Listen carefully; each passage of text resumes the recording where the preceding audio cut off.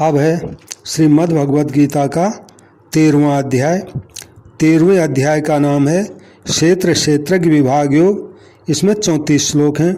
तो इस अध्याय के प्रधान विषय हैं पहले श्लोक से लेके 18वें श्लोक तक ज्ञान सहित क्षेत्र क्षेत्रज्ञ का विषय, फिर 19वें श्लोक से लेके 34वें यानी आखिरी श्लोक तक ज्ञान सहित प्रकृति पुरुष का विषय। तो 13वें अध्याय का सारांश है। महाराज जी कहते हैं संसार में एक परमात्म तत्व ही जानने योग्य है, उसको जरूर जान लेना चाहिए। उसको तत्व से जानने पर जानने वाले की उसके साथ अभिन्नता हो जाती है, यानी भगवान को जो जान लेता है वो फिर भगवान के समान ही हो जाता है। जिस परमात्मा को जानने से अमरता की प्राप्ति हो जाती है, उस परमात्मा के हाथ पैर सिर नेत्र कान सब जगह पे हैं। वो संपूर्ण इंद्रियों से रहित होने पर भी संपूर्ण विषयों को प्रकाशित करता है, संपूर्ण गुणों से रहित होने पर भी संपूर्ण गुणों का भोगता है, और आलस्य आसक्ति रहित होने पर भी सबका पालन पोषण करता है। वो संपूर्ण प्राणियों के बाहर भी है और भीतर भी है, तथा चराचर प्राणियों के रूप में भी वही है।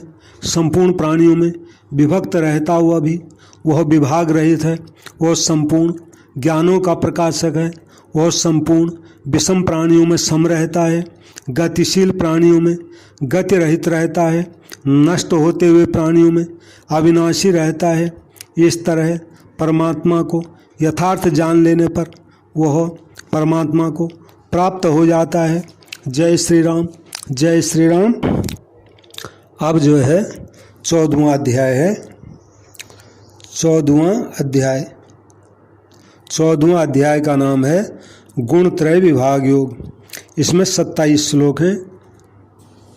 तो इस अध्याय के प्रधान विषय हैं पहले श्लोक से लेके 4थे श्लोक तक ज्ञान की महिमा और प्रकृति पुरुष से जगत की उत्पत्ति, फिर 5वें श्लोक से 18वें श्लोक तक सत रज तम 3 गुणों का विषय, फिर 19वें श्लोक से लेके 27वें श्लोक तक भगवत प्राप्ति के उपाय और गुणातीत पुरुष के लक्षण। 14वें अध्याय का सारांश है। महाराज जी कहते हैं संपूर्ण संसार त्रिगुणात्मक है। इसमें इससे अतीत होने के लिए गुणों को और उनकी वृत्तियों को जरूर जानना चाहिए। प्रकृति से उत्पन्न सत रज और तम ये तीनों गुण शरीर संसार में आसक्ति ममता आदि करके जीवात्मा को बांध देते हैं।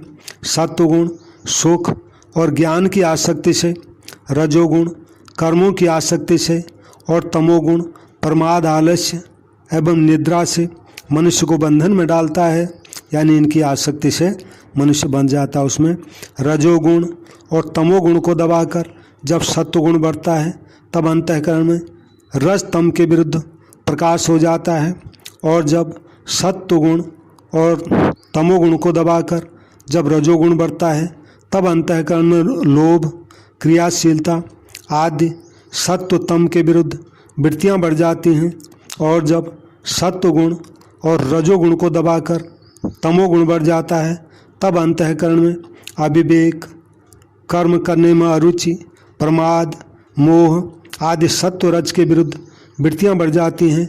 इन गुणों की वृत्तियों के बढ़ने पर मरने वाला मनुष्य क्रमशः ऊंचे मध्य और नीचे के लोकों में जाता है, परंतु जो इन गुणों के सिवाय अन्य को कर्ता नहीं मानता, अर्थात संपूर्ण क्रियाएं गुणों में ही हो रही हैं स्वयं में नहीं, ऐसा अनुभव करता है, वह गुणों से अतीत होकर भगवत भाव को प्राप्त हो जाता है।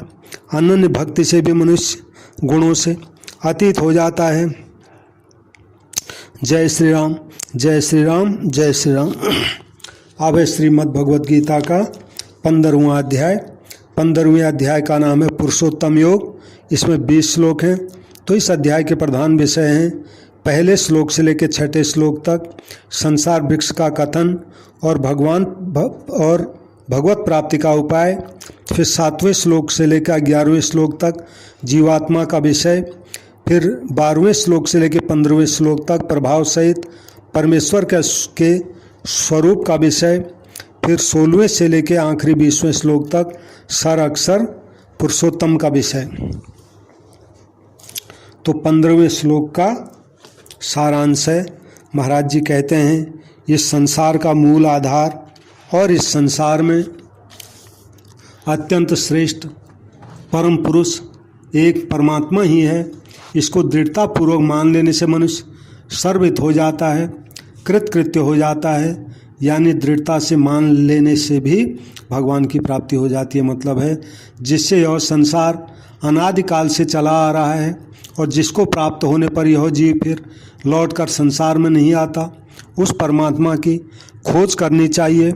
ज्ञान नेत्र वाले साधक अपने आप में उस परमात्मा का अनुभव कर लेते हैं। वह परमात्मा ही सूर्य, चंद्रमा और अग्नि में तेज के रूप से रहकर संसार में प्रकाश करता है। वही परमात्मा पृथ्वी में प्रवेश करके पृथ्वी को धारण करता है। वही परमात्मा रसमय चंद्रमा होकर पेड़ पौधे लता आदि को पुष्ट करता है और वही परमात्मा पेट में जठराग्नि बनकर प्राणियों के द्वारा खाए गए अन्न को पचाता है और वही परमात्मा सबके हृदय में रहने वाला, वेदों को बनाने वाला, वेदों को जानने वाला, वेदों के द्वारा जानने योग्य है। वह संपूर्ण संसार का पालन पोषण करता है। वह नाशवान संसार से अतीत और अविनाशी जीवात्मा से उत्तम है। वही लोक और वेद में पुरुषोत्तम नाम से प्रसिद्ध है। उसको सर्वश्रेष्ठ मानकर अनन्य भाव से उस परमात्मा का भजन करना चाहिए। जय श्री राम, जय श्री राम।